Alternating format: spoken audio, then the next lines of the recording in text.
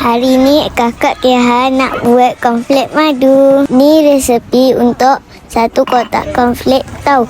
Cairkan separuh butter kecil, kacau-kacau, masukkan separuh cawan gula perang, kacau-kacau susu, madu, kacau-kacau. Lepas tu kakak masukkan cornflake dan kacau sebati. Tengok tu, cantik kan warna cornflake ni?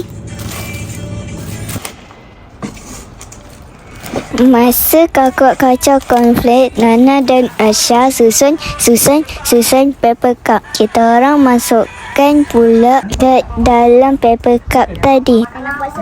Nana puasa. Puasa? Kakak tak? Dah siap semua bakar kat dalam oven dengan suhu 170 darjah Celsius selama 3 ke 5 minit.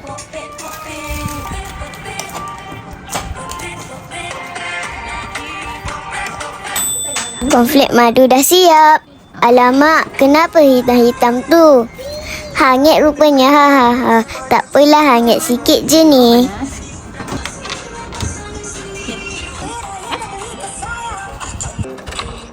Tapi nasib baik second round tak hangit. Cantik kejadiannya. Lepas tu, cornflake dah sejuk. Masukkan dalam balang sebab nak bawa balik rumah bagi ibu dan ayah rasa.